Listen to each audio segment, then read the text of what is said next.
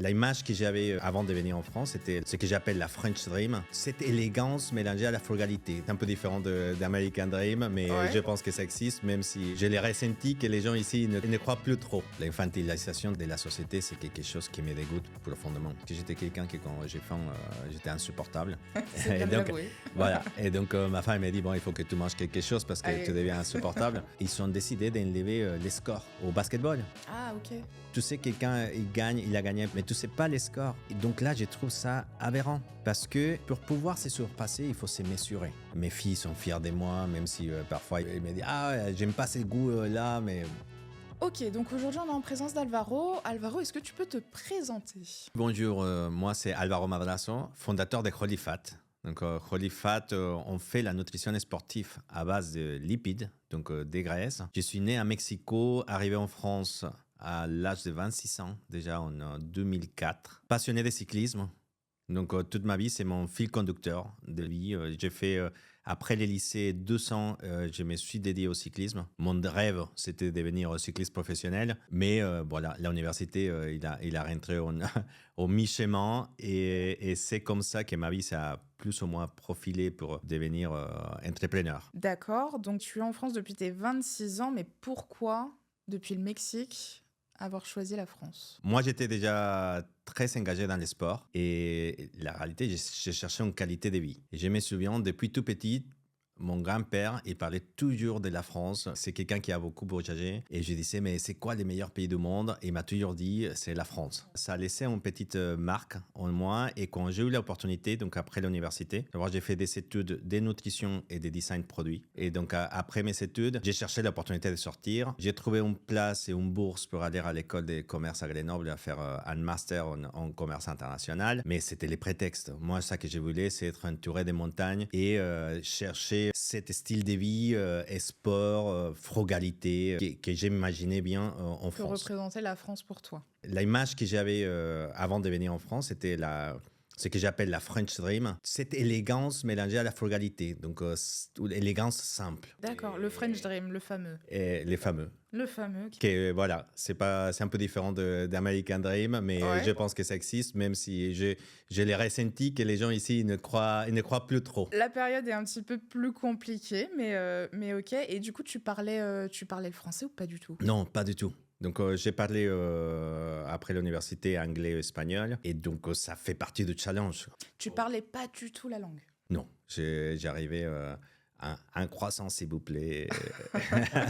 Et donc, à l'école, on a eu des cours de français où j'ai commencé au niveau 0. Les cours, c'était en anglais. Et après un an de cours, j'ai commencé à travailler donc, en tant que vendeur. Et c'est là que j'étais confronté à la vraie vie. Donc, j'ai appris dans les le dur. rues. Et c'était, voilà. Après, avec mon bécherel à côté. D'accord. Ça m'a aidé aussi. Ok.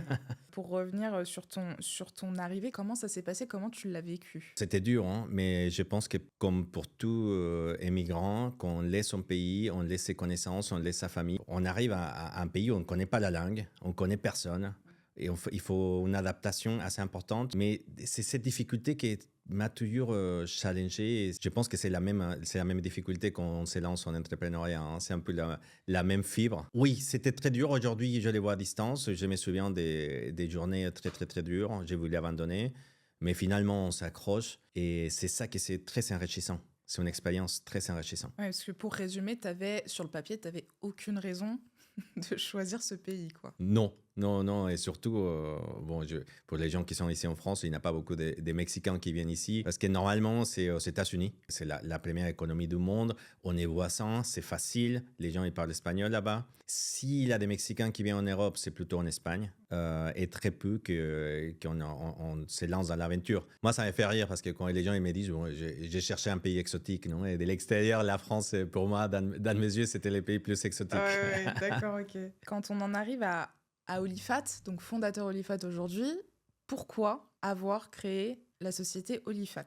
C'est vrai que dans ma vie professionnelle, j'ai fait 14 ans avant de me lancer dans l'entrepreneuriat. Je pense que c'est très important de connaître le monde de l'entreprise avant de se lancer. Pour moi, encore plus, parce qu'il fallait que je connaisse les lois et la façon de travailler et la mentalité en France. J'ai travaillé dans les sports, j'ai travaillé dans la grande distribution. Au bout d'un moment, après 14 ans, moi j'avais envie de voler de mes propres ailes, quoi. Ça fait partie de mon rêve. J'aime pas rester dans un coin tranquille, quoi. J'aime bien que ça bouge et challenge et avancer. Et j'ai vu l'opportunité et je me suis lancé. Ok, mais toi, t'es sportif de base? Tu pratiques un sport? Oui, j'étais toujours un peu sportif. Donc, dans la famille, depuis petit, j'ai touché un peu à tout, hein, mais jamais vraiment passionné. Donc, un peu natation. La plongée, mes parents sont passionnés des plongées sous-marins. Donc, j'ai eu l'opportunité de faire la plongée depuis très petit. Mais les premiers sports qui m'ont vraiment accroché, c'était les vélos. D'accord. À 13 ans, j'ai commencé le VTT. C'était les débuts de VTT. Et j'avais une inspiration. Un bon ami à moi, un alpiniste, il faisait du vélo pour s'entraîner. Et moi, c'était mon rôle modèle, quoi. C'est quelqu'un que j'ai admiré. Et je me suis dit, bon, je me lance. À 13 ans, je pense que c'est très important d'avoir des rôles modèles. Donc, à 15 ans, je suis dans les circuits nationaux. Et à 17 ans, j'ai pu représenter le Mexique dans un championnat du monde en VTT. Ah ouais, t'étais en équipe nationale. En équipe nationale, oui. En 94, j'étais dans le championnat du monde en Vail, Colorado. Et c'était une expérience, ça a changé ma vie. Ah ouais, ça a été le déclic du coup pour beaucoup de choses. Ouais, c'était la première fois où j'étais dans un endroit où je me sentais que j'étais à ma place, complètement. Et je me suis dit, voilà, ça c'est mon monde, c'est ça que je veux faire. Et même si, en même temps, je me rendu compte que j'avais pas les niveaux pour arriver plus que ça. Je me rendu compte aussi que je voulais rester dans ces milieux. Et donc, c'était une expérience magnifique. J'ai continué à faire des compétitions. Donc, j'ai fait des championnats continentaux jusqu'à 98, que j'ai cassé les ligaments de genou. Ah, blessure du coup. Oui, donc bon, mais j'étais déjà dans une perspective d'amateur. J'étais pas du tout. T'es pas dans la perf ultime.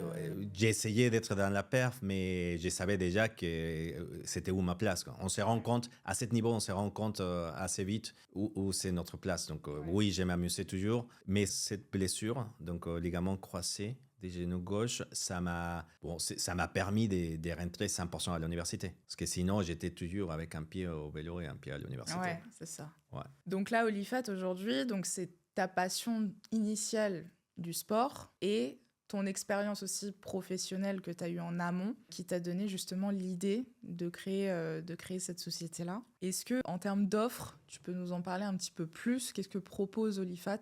Olifat, il a plusieurs choses. Donc déjà, c'est la nutrition. Donc c'est quelque chose de très important et qui m'a toujours attiré. Donc à l'université, j'ai fait 2 ans des études en nutrition et technologie d'aliments. Après, j'ai basculé en design produit, mais c'était quelque chose ça m'intéressait toujours. Donc, j'ai toujours resté informé un peu qu'est-ce qui arrive, c'est quoi les nouveautés en termes de nutrition. En 2017, j'ai décidé de participer à une course que c'est la traversée de la France à vélo. C'est la French Divide. C'était une super course. Et c'est dans la préparation de cette course que j'ai commencé à avoir des problématiques avec la nutrition qui était disponible, l'offre disponible sur les marchés.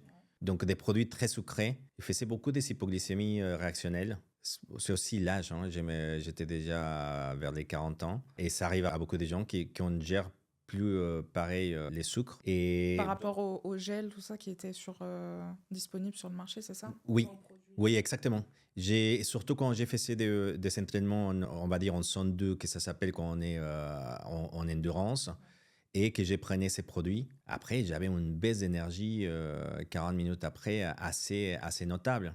Et quand on va faire une course en autonomie, que c'est 14, 15, 16 heures de pédalage par jour, on ne peut pas faire toutes les 15 minutes. C'est une folie. On ne va pas prendre 2 kilos de sucre par jour. C'est vraiment une folie. Donc là, je suis revenu, je commence à m'informer des tendances. Je vois dans les triathlons, il y a beaucoup de tendances sur l'entraînement à jeun. Ça, c'est en 2017. Hein. Donc, il avait des notions sur le sport en mode cétogène. Parce que cétogène, c'est un régime. On va restreindre les glucides. Cétogène, c'est le sans sucre, en fait. Hein. Exactement. C'est un régime qui a été développé en début des siècles pour éviter les maladies cognitives comme l'épilepsie pour les enfants. Ils se sont rendus compte que quand on arrête les sucres, les attaques épileptiques diminuent énormément. Et donc, il y avait quelques athlètes qui commençaient à faire d'expérience sur la performance sportive. Ah, ils associaient ça avec le sport. Exactement. Donc, j'ai fait en 2018 mon premier régime cétogène, mais moi, j'étais bluffé par les changements. Déjà, j'avais beaucoup moins faim. À midi, j'avais pas faim. J'avais pas des changements d'humeur parce que j'étais quelqu'un qui, quand j'ai faim, j'étais insupportable. C'est bien Et de donc, l'avouer. voilà. Et donc, ma femme m'a dit, bon, il faut que tu manges quelque chose parce que Allez. tu deviens insupportable.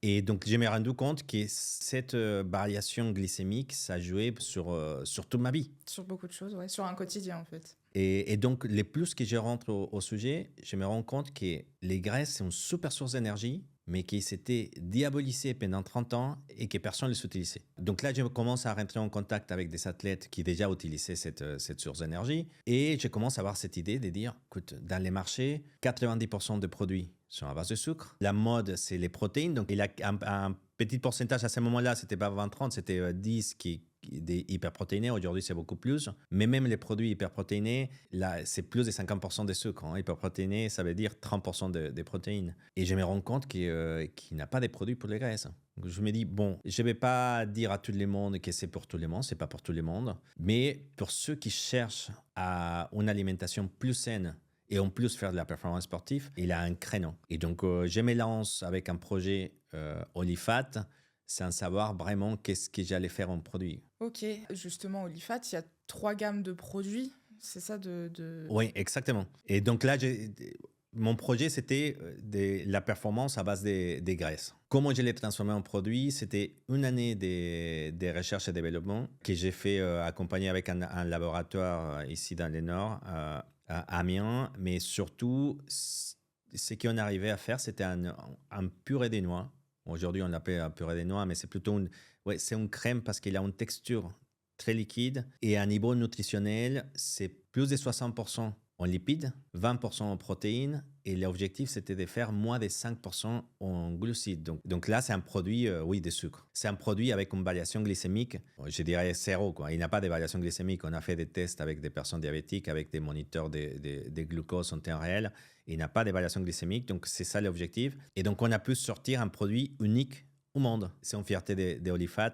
C'est vraiment quelque chose original qu'on a sorti. Deuxième pas, c'était, une fois qu'on avait la base, c'était développer les différents goûts. Donc, on a fait les purées. Donc ça, sur la purée, il y a purée, bar et boisson. Oui, donc au début, c'était que la purée. On avait beaucoup de remarques parce que c'est une texture assez surprenante. C'est les premiers mots que nos clients disent quand ils testent, c'est surprenant. On n'est pas habitué. Et donc, il y avait un certain pourcentage de clients qui disaient « Ah, j'aimerais bien mâcher quelque chose ». Et donc, on a développé un bar où on a les mêmes propriétés nutritionnelles, mais avec la mâche. Et c'est un bar semi-solide, moelleux, une texture moelleuse.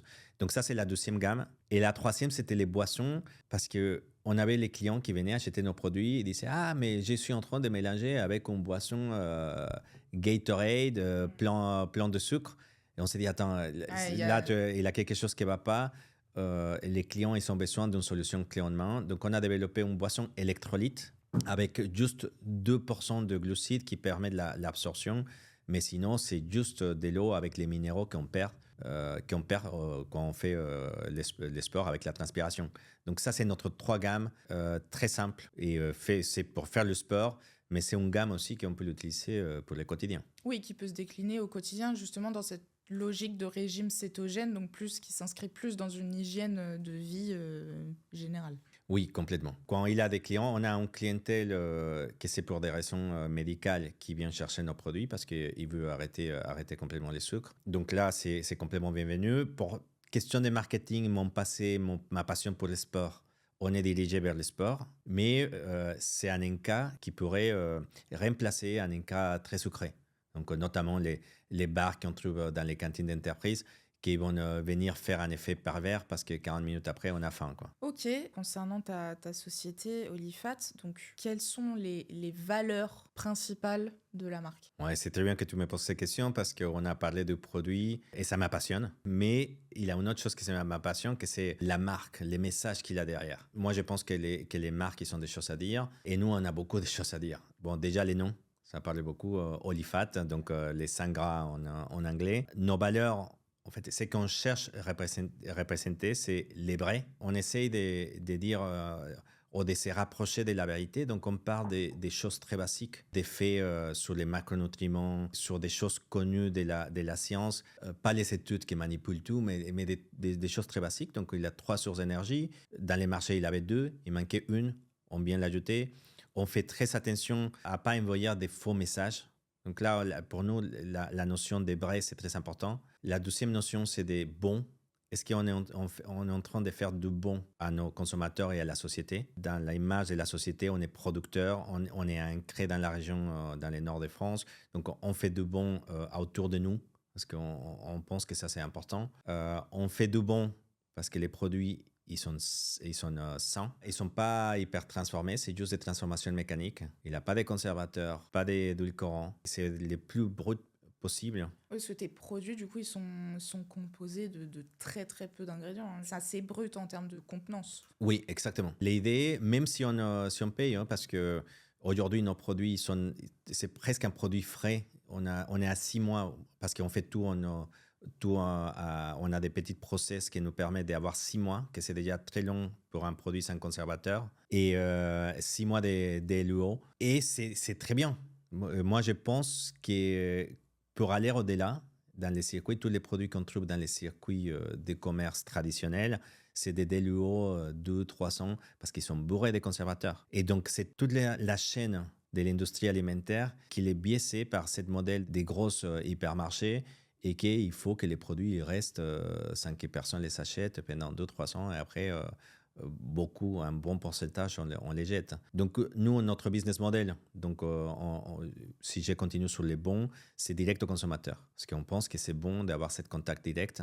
Et ça nous permet de vendre un produit frais, avoir ce contact direct, avoir les retours. Donc ça, c'est les deuxième valeur. Les troisième, c'est les beaux. Donc moi, j'aime bien que les produits soient finis, qu'ils soient beaux, qu'il ait une image, qu'il a les coloris, que les uniformes que portent nos athlètes, ils sont beaux. Ça, pour moi, c'est une notion que c'est très important, que ça tire vers le haut. Parce que du coup, tu as des ambassadeurs, des athlètes qui te suivent aussi dans la marque? Oui, donc là, on a une vingtaine d'athlètes de différents types. On a des athlètes performance, donc qui vont faire des podiums. On a des athlètes qui sont plutôt, on les appelle connaissances, donc des coachs ou des gens qui sont déjà dans un régime cétogène et qui vont conseiller nos clients. Et on a ceux qui s'appellent les aventuriers, qui c'est des personnes qui sont des plans fous, de traverser l'Europe à vélo, de faire les tours du monde. Et ça nous attire parce que c'est des valeurs qu'on veut porter ce message optimiste. Ouais. Parce qu'aujourd'hui, on a besoin. Donc, pour résumer, Olifat, c'est le vrai, le bon et le beau. Et les beaux, exactement.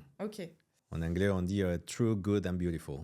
C'est ça. L'objectif principal d'Olifat aujourd'hui, c'est quoi? Donc, à court terme, moi, je dirais d'assurer notre croissance et notre existence dans les futurs. Donc, comme toute entreprise, il faut qu'on sorte un chiffre d'affaires, il faut qu'on arrive à payer les salaires à la fin du mois, il faut qu'on sorte un résultat. Donc, ça, c'est très important. Mais nous, dès le début de la marque, c'est pour ça que le nom il est en anglais, c'est parce qu'on a une vision internationale. Vu qu'on a un produit unique, on a une opportunité unique de s'exporter. Bah là, c'est déjà le cas en Europe. Hein. Oui, en Europe, on fait 30% à l'export. Donc moi, je souhaite encore impulser plus. Mais même, je pense qu'on peut aller en Asie ou en Amérique du Nord avec nos produits, mais surtout avec nos messages. Donc, cet message, parce que oui, les valeurs vraies, bon et beau, c'est très important. Et derrière, on a une baseline qu'on appelle au goût du sacrifice. Et au contraire de beaucoup de marques qui parlent de la facilité des billes et des choses, nous, on est sur le sacrifice parce que l'effort de longue distance, que déjà, c'est ce que font nos clients, il faut faire beaucoup de sacrifices pour y arriver. Alors justement, cette notion de goût du sacrifice, qu'est-ce que ça veut dire? Donc, c'est de prendre plaisir dans l'effort. Ça veut dire que oui, la vie est brutale. Voilà, c'est un autre des points de nos marques, Brutal Salty Energy. La vie est brutale. Et donc, on a besoin de faire un effort pour survivre et pour se surpasser. Et moi, ça qui m'attire de sport d'endurance, c'est qu'il a ces valeurs que nous, on croit qu'on peut appliquer dans la vie, s'applique dans son course. Donc, quand on va faire un UTMB ou le Tour de Mont Blanc en courant, c'est comme une petite vie qui se passe où on est des moments très hauts, des moments très bas. Et c'est au moment de très bas qu'il faut s'accrocher et il faut dire, voilà, c'est un sacrifice parce que je sais qu'à la fin, je serai une meilleure personne. Et donc, on essaie d'inspirer nos athlètes avec cette notion de oui, la vie est brutale, mais tu vas t'en sortir. Il faut s'accrocher. Ouais, donc là, c'est le mental qui prend le relais et qui fera toute la différence, quoi. Oui, complètement. Et moi, j'ai deux filles et je vois parfois à l'école et partout, ils essaient de simplifier et ils essaient d'éviter toute petite nuance qui peut les déranger. Et les difficultés, on a peur de la difficulté, mais la difficulté est là tout le temps. Et il ne faut pas essayer de la cacher. Au contraire, il faut l'accepter, il faut la confronter. Juste un exemple de sport, ma fille fait de sport. Ils ont décidé d'enlever les scores parce qu'ils ne voulaient pas qu'ils se sentent mal. Ah, les notes, Parce qu'ils sont... non, pas les notes à l'école, mais les scores... au basketball. Ah, ok. Et donc là, tu sais pas, tu sais quelqu'un il a gagné les premières quarts, les deuxièmes quarts, mais tu sais pas les scores. Et donc là, je trouve ça aberrant parce que pour pouvoir se surpasser, il faut se mesurer. Donc tu vas pas faire les mêmes efforts quand tu es 3 points en dessous de ton adversaire que quand tu sais pas. Parce que quand tu es 3 points, tu t'accroches et tu dis je vais y arriver. Peut-être que tu arrives, tu pas, mais c'est la vie. Dans la vie, il a des échecs et il a des réussites. Et il faut pas avoir peur de lui dire. Et c'est pour ça, nous, on l'a mis en premier plan de notre communication, c'est la vie est brutale. C'est d'éviter justement le fait d'infantiliser tous les gens, en fait. C'est ça que tu critiques à travers ta marque. Oui, complètement. L'infantilisation de la société, c'est quelque chose qui me dégoûte profondément. Ouais. On n'est pas des enfants, on est des adultes, on est capable de prendre des décisions et de prendre nos responsabilités. Mais bon, je respecte si quelqu'un il veut rester tranquille et que tout le monde... Tout le monde fait ce qu'il veut. Bah oui. Mais nous, on a très clair ce qu'on aime et on pense qu'on se surpasse grâce à la difficulté. Et donc, la difficulté, il faut la recevoir comme un cadeau. Ok, très clair. Du coup, là, de ce que tu me dis, Olifat, ça s'adresse à qui? Parce que je suppose que ça s'adresse pas forcément à tout le monde. Donc, à qui ça s'adresse aujourd'hui? Non, aujourd'hui, clairement, et surtout qu'on a un discours assez opposé à la plupart des marques de nutrition, on s'adresse d'abord aux... Moi, j'aime bien dire les gens qui pensent un peu différemment, quoi. Des gens qui sont un peu rebelles, qui sont responsables d'eux-mêmes et qui font leurs recherches, qui sont curieux. Parce que les gens, on a beaucoup de clients qui connaissent déjà et qui sont très avancés techniquement, ils ont des connaissances, ils se sont dit, ah, finalement, un produit que j'ai cherché. Et donc, au départ, et pour les premières 3 ou 4 ans de l'entreprise, c'est à eux qu'on va s'adresser. On est une petite entreprise, on ne va pas s'adresser à tout le monde, on ne veut pas s'adresser à tout le monde. On veut s'adresser à 7 personnes qui sont déjà dans une démarche de chercher ce type de produits, de réduire les sucres et dans la notion de sacrifice pour... Après, avec une force d'entreprise beaucoup plus importante et une frappe beaucoup plus importante des moyens de communication différents, venir, on va dire, évangéliser tout le monde.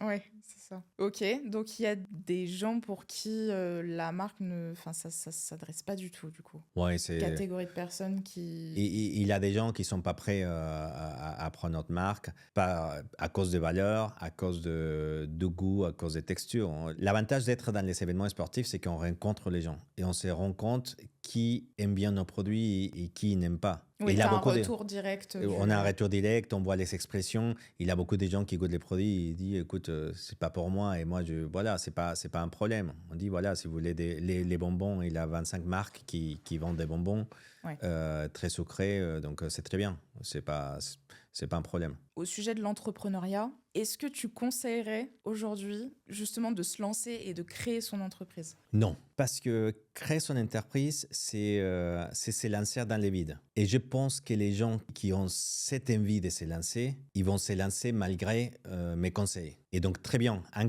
ils vont faire encore un meilleur job parce qu'ils vont dire, je vais contre. Et être entrepreneur, c'est de dire, écoute, toutes les visions du monde, les perspectives du monde que je vois, qui sont présentées à moi, ne correspondent pas à la mienne. Donc là, je vais donner ma perspective du monde. Donc, pour ces gens, si je donne un conseil, ne les fais pas, ça va leur donner la niaque, ça va les stimuler pour le faire. Ouais. Et pour tous ceux qui sont au milieu, c'est mieux qu'ils ne les font pas. Si tu n'es pas à 100% décidé, et au contraire de beaucoup d'entrepreneurs qui disent « garde ton job et les fais en week-end, Moi, je pense que ça, c'est une bêtise.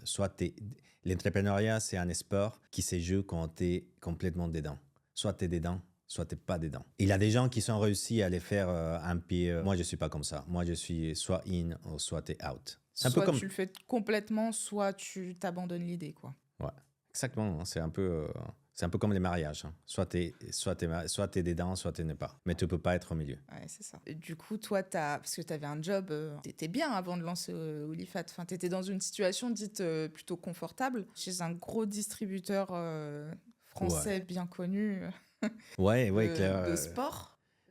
C'était plus de sport à ce moment-là, mais c'était aussi la grande distribution. J'avais une équipe à gérer, j'avais une situation confortable, j'avais des congés payés, des CRTT. Voilà, tu finis ton job et là, tu te déconnectes. Mais je ne me réponds pas en seconde. Aujourd'hui, je suis...